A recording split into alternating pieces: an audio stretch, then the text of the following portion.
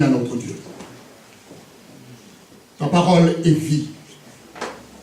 Ta parole est force. Ta parole est santé. Ta parole restaure le cœur. Relève celui qui est tombé. Ta parole redresse celui qui est tombé. Ta parole fait du bien dans l'âme. Ta parole est une lampe à nos pieds. Ta parole, Seigneur, a été envoyée pour guérir, pour transformer les vies. Ta parole est une sémence. Nous voulons ce matin nous laisser devant toi, les laboureurs, afin que tu puisses élaborer nos cœurs pour que tu déposes ta sémence. Nous choisissons d'être une bonne terre. Seigneur, ce matin, fais-nous du bien. Fais-nous attendre des oracles. Nous voulons grandir. Nous voulons être enseignés et recevoir tout ce qui est bon qui vient de toi. Alors pour moi, Seigneur, je m'efface pour laisser la place à ton esprit, car ton peuple a besoin de ce qui vient de l'esprit. Je bannis toute pensée de la chair et tous les sentiments humains en moi pour me laisser comme un instrument que tu vas utiliser, afin que ton peuple, par ma bouche, puisse t'entendre parler. Mon Dieu, mon roi.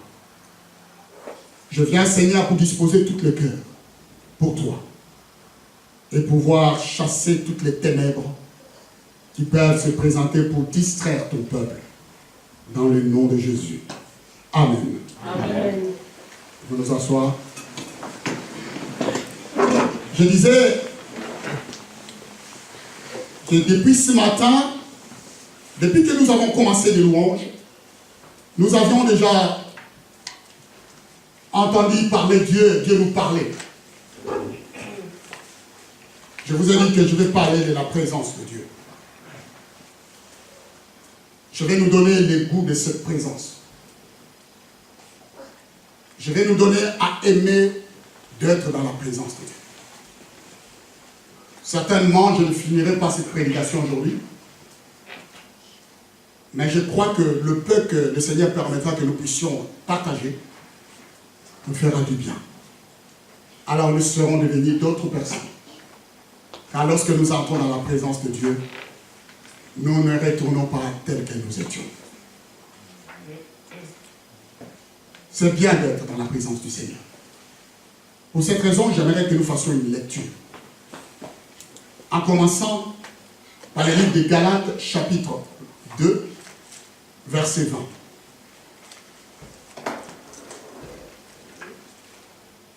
Le livre de Galates, chapitre 2, et le verset 20. C'est un verset que nous connaissons, je lis pour nous. Galates, chapitre 2. Essaye un peu de teindre la télé, je l'espère que les gens trouvent. Après tu alignes, comme ça nous ferons la lecture ensemble. Galates chapitre 2 et le verset 20.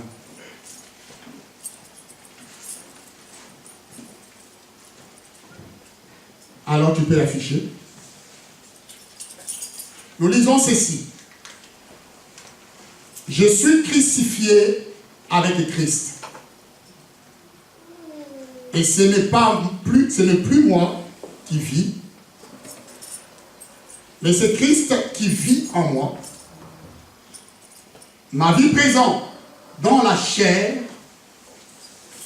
je la vis dans la foi au Fils de Dieu. Vous pouvez continuer, mais moi je m'arrête d'abord ici. Je reprends. Je suis crucifié avec Christ. Et ce n'est plus moi qui vis. C'est Christ qui vit en moi. Ma vie présente dans la chair, je la vis dans la foi au Fils de Dieu.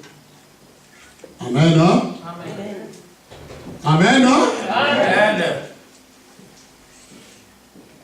L'apôtre Paul nous donne sa propre définition sur la fusion de la vie du croyant à une relation permanente de la présence de Dieu dans sa vie. Ça, c'est comme lui, il l'a vécu, il l'a vu. Il présente même là la pensée même de Dieu pour l'homme. Cette pensée, nous pouvons la résumer par ces mots que nous venons de lire. Ce n'est plus moi qui vis, c'est Christ qui vit sa vie en moi.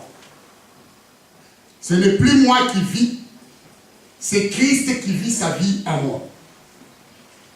J'ai compris une chose. que dans cette parole, Paul a voulu révéler une réalité, une vérité d'une fusion qu'il a constatée dans sa vie. Que sa vie avait disparu, qu'il y avait une autre présence d'une vie dans sa personne. Amen, non? Dieu nous révèle clairement dans cette parole qu'il n'a qu'une seule réponse pour chacun des problèmes de l'homme. Il a une seule solution, une seule réponse pour tous les problèmes qui dans la vie de l'homme. La seule réponse, c'est son Fils, Jésus-Christ. En Christ, Dieu veut fusionner avec l'homme pour lui procurer quotidiennement cette présence constante comme avec Adam dans le jardin d'Éden. Parce que la Bible dit que Dieu venait visiter chaque fois Adam. Dieu ne veut pas être loin de l'homme. Dieu ne veut pas laisser l'homme seul. Dieu aime rester et demeurer tous les jours, chaque moment, chaque instant avec l'homme. La présence de Dieu. Il y a un verset dans le livre de Psaume qui est bien expliqué, que j'ai beaucoup aimé. Dans le Psaume 65, verset 5. Il dit, je vais lire pour nous, même si on l'affiche. Heureux celui que tu choisis et que tu fais approcher pour qu'il demeure dans tes parvis. Nous nous rassasierons du bonheur de ta maison, de la sainteté de ton temple. Amen. Je réponds, heureux celui que tu choisis et que tu fais approcher pour qu'il demeure dans tes parvis. Nous nous rassasierons du bonheur de ta maison, de la sainteté de ton temple. Cet homme aussi avait compris une chose merveilleuse.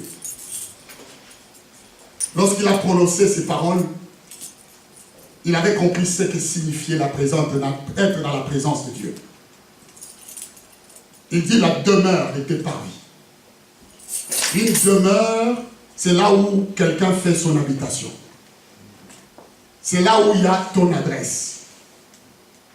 C'est là où tu peux recevoir tous tes courriers. C'est là où tu peux recevoir tout ce que les gens peuvent venir te chercher, ils savent qu'il habite ici. Mais David avait compris, il dit, nous aimons être dans cette demeure de ton parvis. Plus loin, nous verrons ce que c'est les parvis, hein, plus loin.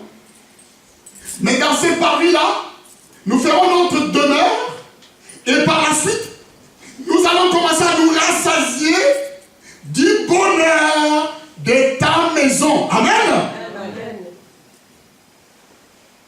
Ça veut dire que quand nous sommes constamment dans la présence de Dieu, nous jouissons du bonheur de ce lieu-là, de cet environnement, de cet endroit. Nous comprenons que Dieu étant esprit, sa présence ne peut trouver son fondement que dans les domaines spirituels. Alléluia. Amen. Ça, c'est une réalité aussi spirituelle qu'il faut connaître. Dieu est esprit, il faut que ce qu'il adore, l'adore en esprit et en vérité. Donc, c'est là où se trouve notre Dieu. Quand on parle de la présence de Dieu, en fait, on parle de la perception de cette présence dans l'homme. C'est cette pensée que Paul nous a révélée. Cette présence doit se trouver dans l'homme. Ce n'est plus moi qui vis. La pensée de Paul était que ce n'est plus moi qui existe. Il y a une autre présence dans ma vie. Et cette présence s'appelle Christ. Alléluia. Donc constamment, je suis en fusion avec Dieu. Quand les gens voyaient Paul marcher, lui, il voyait que Christ marchait. Quand les gens voyaient Paul parler, lui, il voyait Christ parler. Il faut aller dans une dimension pour comprendre que quand on est dans la présence de Dieu, on fusionne avec Dieu. Parce qu'il a trouvé la solution pour l'homme qui est Christ. Et quand on est en Christ, on amène toute une présence céleste qui nous anime et qui voyage avec nous. Alléluia. Amen. Les croyants doivent prendre conscience de ce qui se réalise. Lorsque Paul parle, il arrive des fois, nous ne prenons pas conscience de cela. Je dis que les croyants doivent prendre conscience de ce qui se réalise en lui. D'abord, quand tu reçois Christ, quand tu es avec le Seigneur, tu dois prendre conscience que il y a une présence constante dans ta vie et que cette présence ne vient pas d'un aspect terrestre, mais elle est céleste parce qu'elle est de l'Esprit de Dieu. Amen. Si je ne prends pas cette conscience, si je ne prends pas conscience que ces choses-là se passent à moi, j'aimerai jamais la présence de Dieu. La Bible dit que Christ nous attire vers le Père. Quand je prends conscience que j'ai la présence de Jésus-Christ dans ma vie, mon seul objectif sera toujours attiré vers Dieu. Alléluia. Amen. Oh, alléluia. Amen. Je me réjouirai parce que ce n'est plus moi qui vis, mais c'est Christ. Amen. Et quand c'est Christ qui vit en moi, mes désirs, tous mes facteurs iront vers le Père. Iront vers le Dieu vivant. Assez souvent, nous ne prenons pas cette conscience. Voilà pourquoi nous pouvons nous éloigner de la présence de Dieu. Je dis, les croyants doivent prendre conscience de ce qui se réalise en lui. Autour de lui, lorsque Dieu est présent. En lui d'abord, et ensuite autour de lui. Parce que Dieu est présent dans sa vie. Tu vas remarquer, lumière, tu veux prendre le fils et tu le montes en haut, et ton mari va suivre la parole de Dieu. J'ai besoin qu'il écoute cette parole. S'il te plaît.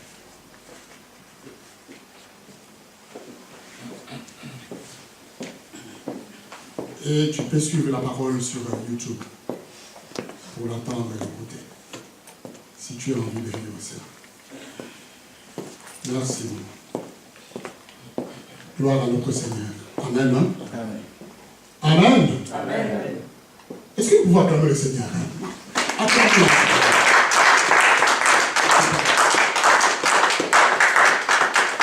Est-ce que je parle mal? J'explique mal? Non. Je crois que nous avons besoin constamment d'entrer dans la présence de Dieu. Je disais que les croyants doivent savoir ce qui se passe autour de lui lorsque Dieu est présent. La présence de Dieu, c'est partout où Dieu est présent. Là, je peux le définir aussi comme ça. Partout où Dieu est présent. Mais il n'est pas question de la présence de son omniprésence. Attention. L'omniprésence de Dieu signifie que Dieu est partout. Ce que je suis en train de vous parler ce matin n'est pas question de cela. Quoi qu'il est partout notre Dieu, mais il s'agit là d'une dimension de sa présence qui permet à celui qui s'y approche d'être particulièrement impacté. Amen, amen, amen. Amen, hein? Amen. On peut dire facilement que Dieu est partout. Mais là, je vous parle d'une présence que Dieu nous amène dans une dimension. Pour que celui qui se présente devant cette dimension de personne, cette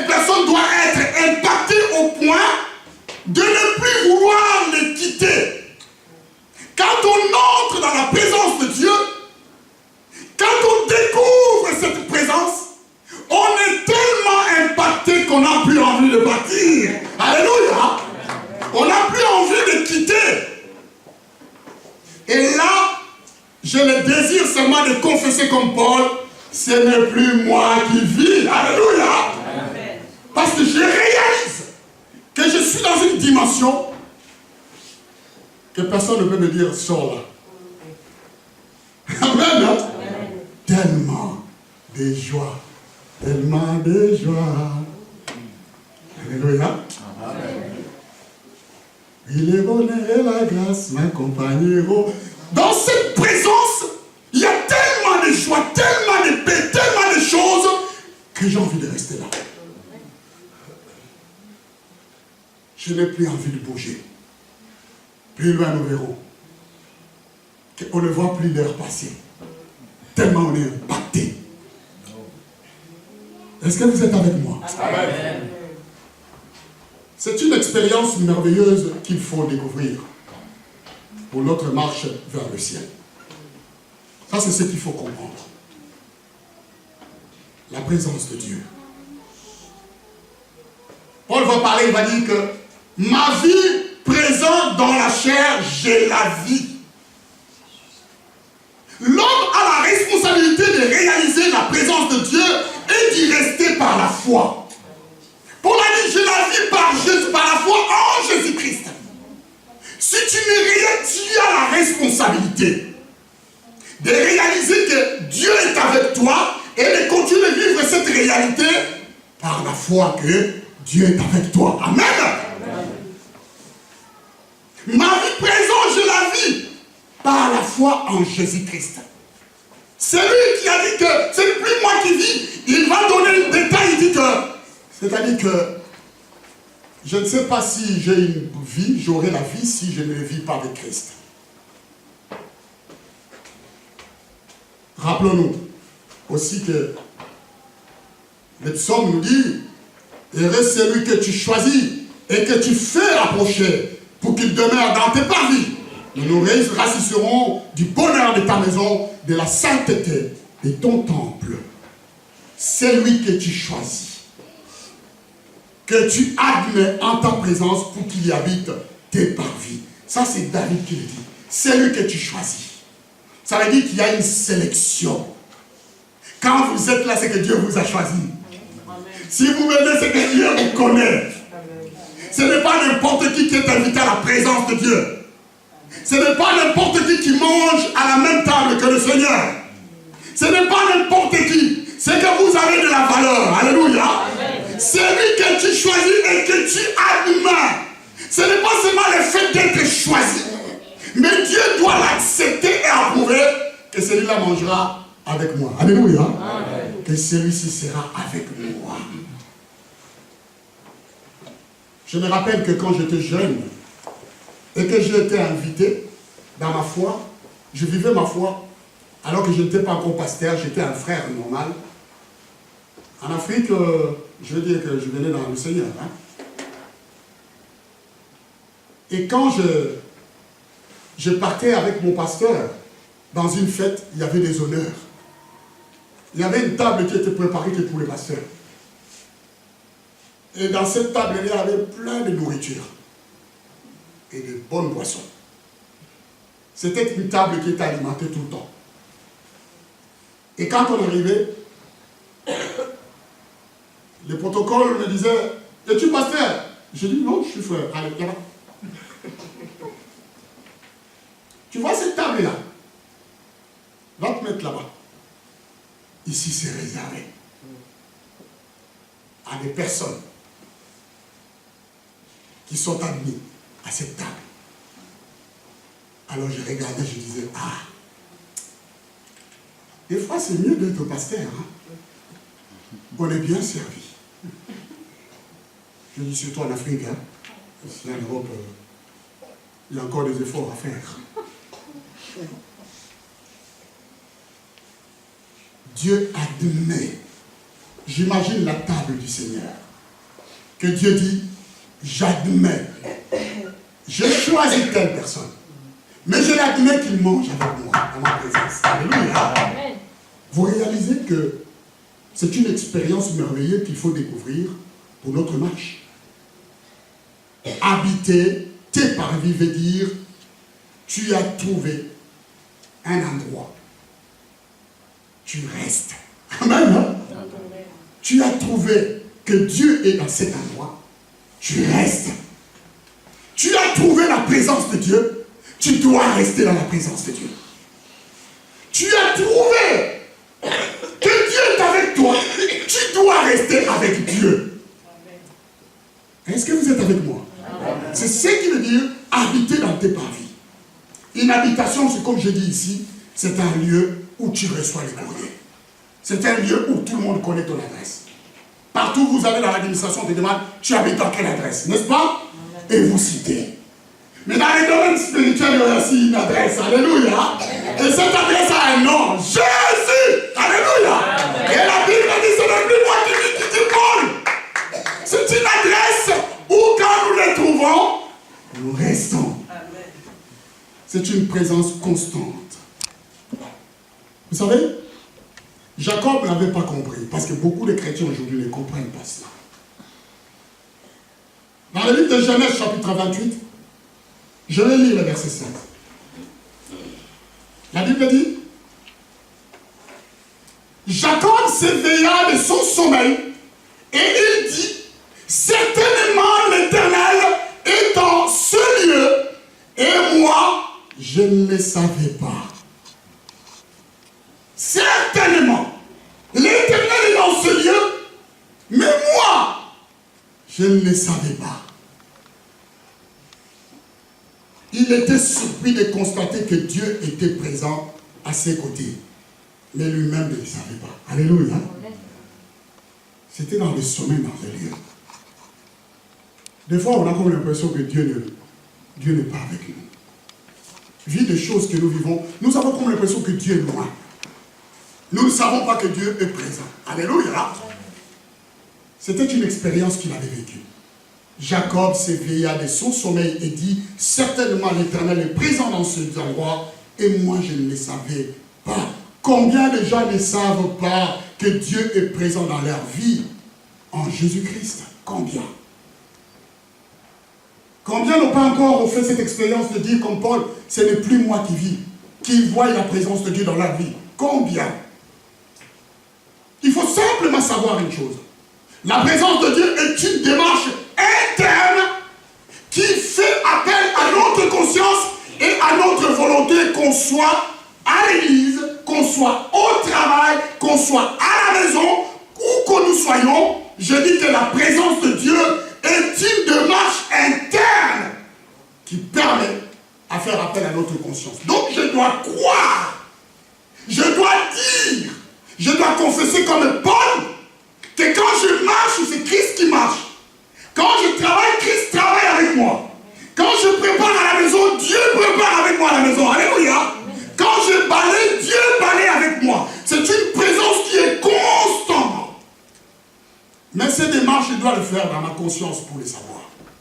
Que même s'il m'arrive une bricole dans la journée, c'est que Dieu l'a permis. Alléluia. Amen. Alléluia. C'est que Dieu l'a autorisé. Parce que je ne vis plus seul. Je ne suis plus seul. Mais je vis avec une force surnaturelle qui peut contrôler tous les éléments. Ça, c'est ce que nous devions savoir de la présence de Dieu. La présence de Dieu est un élément absorbant. C'est comme une éponge. Alléluia.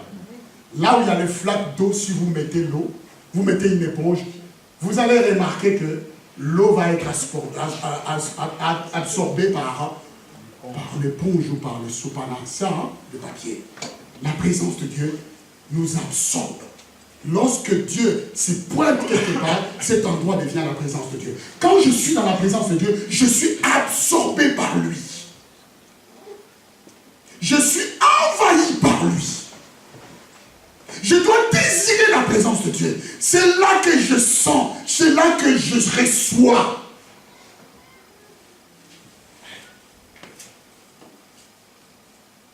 Chaque fois, ce lieu devient la présence de Dieu. L'adresse privée de l'adoration.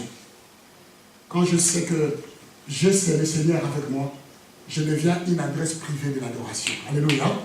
Je viens, je suis adorateur. Je sens le louange, l'adoration monter pour offrir à Dieu. Ça devient un lieu secret. La présence de Dieu devient un lieu secret pour moi, comme dans Matthieu 6,6. Quand vous voulez prier, allez dans la chambre, dans un lieu secret et dites à votre Dieu. Ce lieu-là devient un lieu secret. Peu importe ce qui régnait avant. Les ténèbres cèdent la place. La maladie cède. Les échecs cèdent. La disette, parce que Dieu est présent. Alléluia. Est-ce que vous êtes avec moi? Est-ce que vous entendez le Seigneur s'il vous plaît? C'est ça que vous comprenez quand vous venez devant le Seigneur et devant Dieu. J'aimerais que cela puisse entrer. Pour que vous voyez le fait de venir à l'église comme autrefois. C'est un rendez-vous divin. Le fait d'être devant Dieu, que c'est autre chose. Ce n'est pas une perte. Il y a des gens qui trouvent que quand pour venir à l'église, c'était comme une punition. Ils sentent comme une punition dans leur cœur. Oh, je dois partir. Il y a d'autres personnes qui, des fois, me donnent des explications. Des fois, je regarde, je dis au Seigneur, pardon. Il arrive des fois que tu ne peux pas venir à l'église. Certes, c'est normal. Amen, non? Ce n'est pas un souci. Mais venir à l'église n'est pas une punition. Amen. Alléluia. Amen. N'est pas une punition. Rappelez-vous, je vais encore réparer ces paroles. Heureux celui que tu choisis et que tu admets, tu approches pour qu'il demeure dans tes paroles. C'est la joie. Il y a tellement des endroits où ça paraît comme une punition. C'est le travail. Ça, c'est une punition. Je parle encore avec un ami hier. On parlait, il me dit, ah, l'année arrive à la fin. Lundi, on viendra encore, on fera la même chose. Mardi, on fera la même chose. Mercredi, on fera la même chose. On finira l'année prochaine, on fera la même chose. Il n'y a pas moyen de s'arrêter. Tout le système fait de façon que tu puisses continuer à aller travailler. Il te donne l'argent, à peine que tu le touches, tout est parti en filet. Et tu repars pour refaire la même chose. Tu ne te lasses pas toujours la même chose. Pour ceux qui t'aiment se mettre debout, ils seront debout. Pour ceux qui travaillent dans les foires, ils vont travailler dans les foires. Pour ceux qui courent, ils vont courir. Toujours la même chose. Mais ça ne te fatigue pas. Alléluia. Amen. Tu te lèves pourtant tous les matins et que tu vas. Je préfère encore que je puisse habiter dans la maison de mon Seigneur jusqu'à la fin de mes jours. Là au moins, j'aperçois la joie. Amen. Il y a des personnes qui ne trouvent pas la joie même dans le travail. Il arrive dans le travail, il est déjà fâché. Tu as comme l'impression qu'il veut taper quelqu'un. Moi, j'envoie des histoires. Hein. Comment ils répondent aux gens? Par contre, le monsieur va les taper. Ça, c'est une punition. Alléluia. Amen. Vous savez, il faut aimer la présence de Dieu. Pour Abraham, il a marché pendant 3 jours pour atteindre la montagne de Morija. Là où Dieu regarde, le lieu où l'Éternel se révèle. Vous vous rappelez? Il fallait qu'il donne un sacrifice pour lui marcher pendant 3 jours pour aller chercher la présence de Dieu. Alléluia. Pendant 3 jours, il marchait jusqu'à la montagne de Morija. Quand il arrive, il sait que ici Dieu est présent. C'est là que Dieu regarde pour offrir son sacrifice. Il a marché pendant 3 jours pour chercher le lieu où Dieu est présent. Parce qu'ailleurs, il n'y avait pas la présence de Dieu. Alléluia. Amen. Même si Dieu était omnipotent. Mais il y a un seul endroit où Dieu regarde. Alléluia. Amen. Où Dieu a les yeux fixés. Morija, c'est l'église. Alléluia. Amen. Oh, alléluia. Est-ce que nous pouvons acclamer? C'est la montagne de Dieu. Là où Dieu reçoit l'ensemble de nos prières. Il reçoit encore nos louanges et notre adoration. La Bible dit, il siège au milieu des louanges et l'adoration de son peuple. Là où les hommes le louent et l'adorent, Dieu regarde là parce qu'il a besoin de manger nos adorations. Alléluia. marcher pendant 3 jours. Pour chercher la révélation. Que Dieu lui parle. Que Dieu lui révèle les choses d'en haut. C'est dans la présence de Dieu que l'homme reçoit la révélation. Ce n'est pas en dehors. Tu veux que Dieu te parle, sois dans sa présence. Alléluia. Amen. Quand tu es dans la présence de Dieu, c'est là que Dieu va te parler. C'est là que Dieu va te toucher.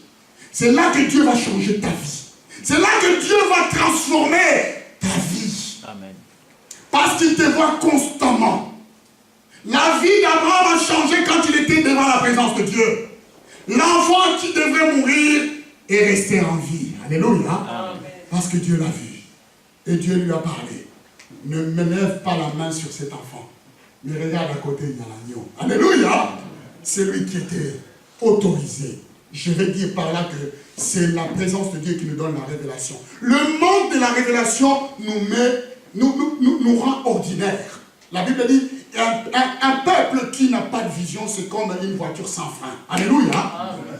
Nous sommes des hommes ordinaires si nous n'avons pas la révélation de Dieu.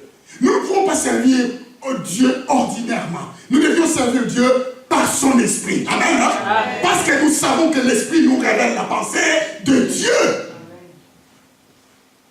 L'esprit nous donne la révélation. La présence de Dieu nous donne une totale révélation.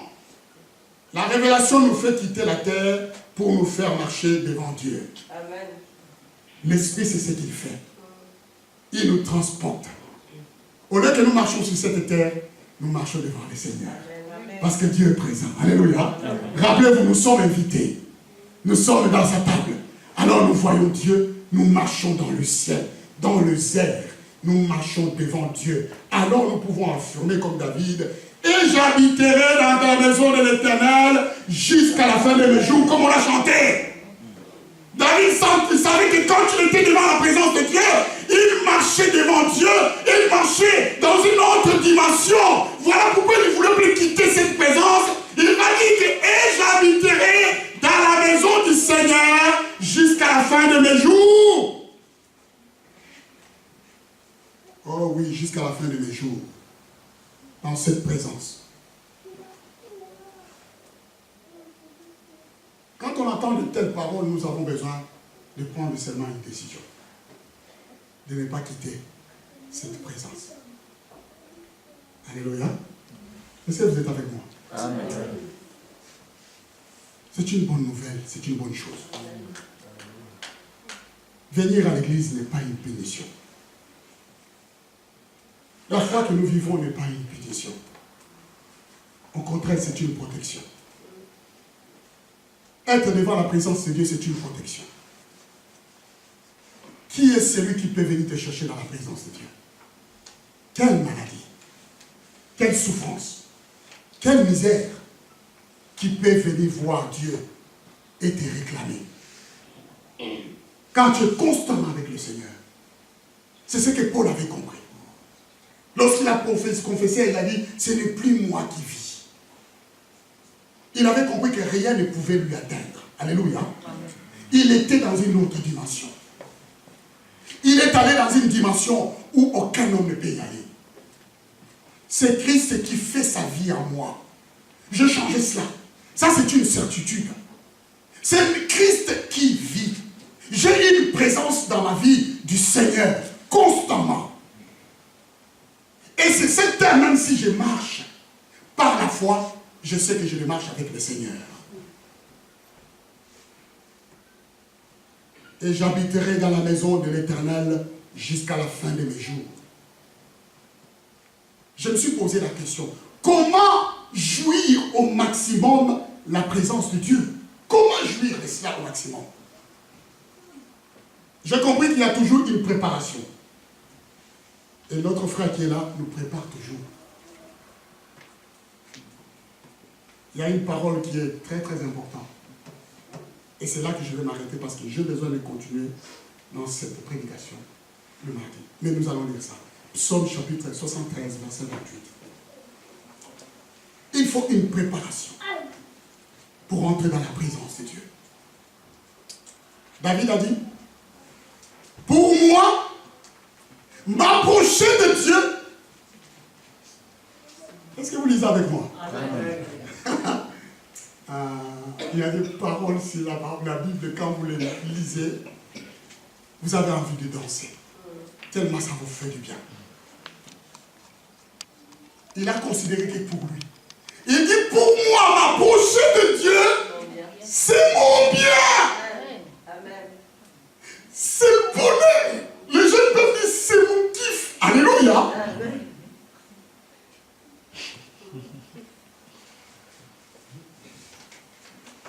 Donc, il a compris que quand il vient à la présence de Dieu, cela lui fait du bien.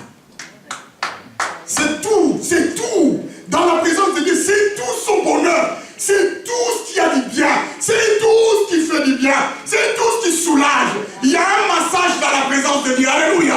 Si tu avais le dos courbé, quand tu es dans la présence de Dieu, c'est ton Dieu, ça devient un massage. Un baume de l'esprit Dieu, là, il commence à te masser même des orteils. Tu sors soulagé. Ça m'a fait du bien. Pourquoi nous fuyons la présence de Dieu? Alléluia. Pourquoi, bien-aimé? Il va dire que c'est mon bien. Je place mon refuge dans le Seigneur, l'Éternel. Donc, il veut dire que l'Éternel est ma sécurité. Alléluia. Amen. Il veut dire que c'est là que je reçois la sécurité dans la présence de Dieu. C'est là que je me sens bien. Personne et rien ne peut me bousculer. Parce que tout ce qui est dans cette présence ne me fait que du bien. C'est toute ma sécurité. Pourquoi tu vas aller chercher ta sécurité à la sécurité sociale? Pourquoi?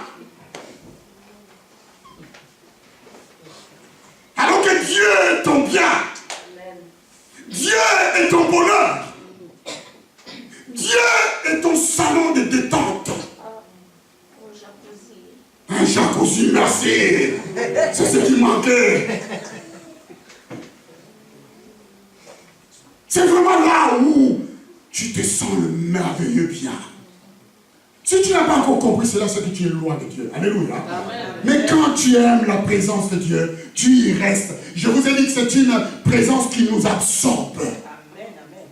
Qui nous impacte. Amen. Quand nous sommes impactés, absorbés, on reste toujours. Je vois une chose avec mon fils, Samuel. C'est un jeune homme que j'observe chaque jour. Avoir un bébé vers le vieillard, c'est bien aussi. Mais je regarde ce petit gars. Quand il a faim, il râle comme si le monde allait se couler. C'est comme si c'était la fin du monde pour lui. Mais moi, je continue à lui parler. Je dis, oh, mon gars, patiente un peu. Je suis en train de préparer les biberons.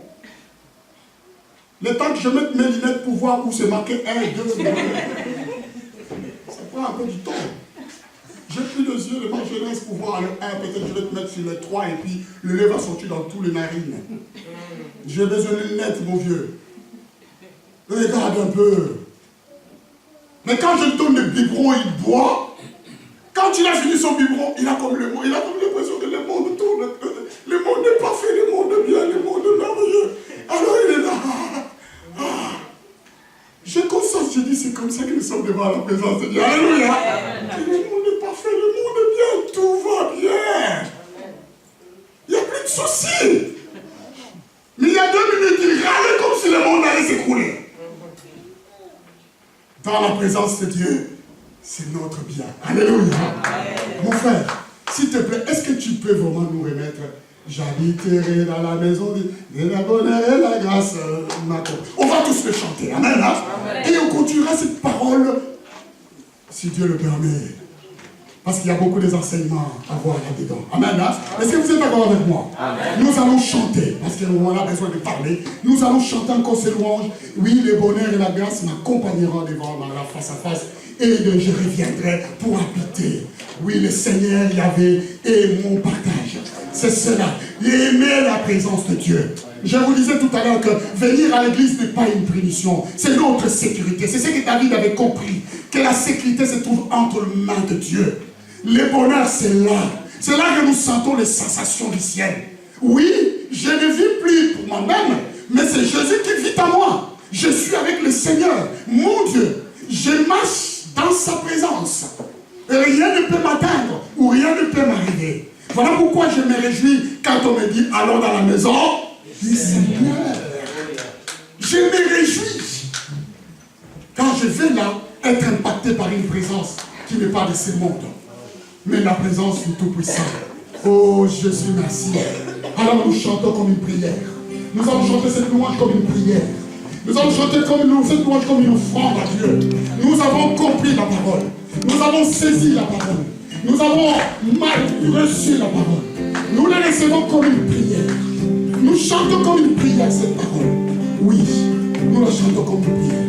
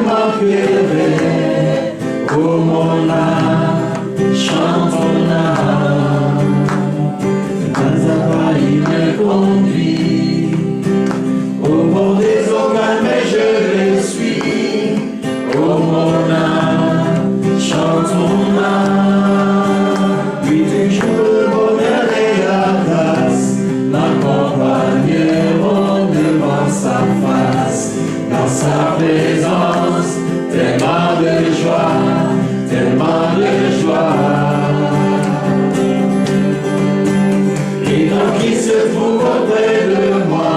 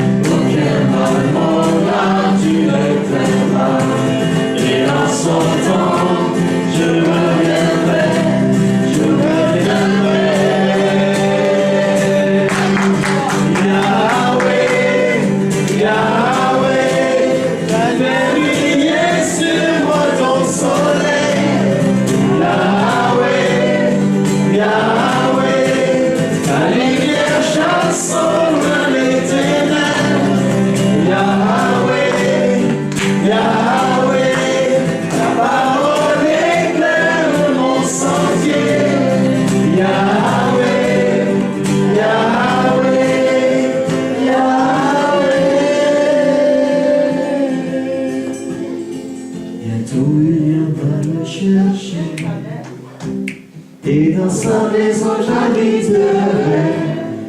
Oh, chantons-la. Nous allons tous nous voir pour prier, bien-aimés. Nous allons désirer encore la présence de Dieu.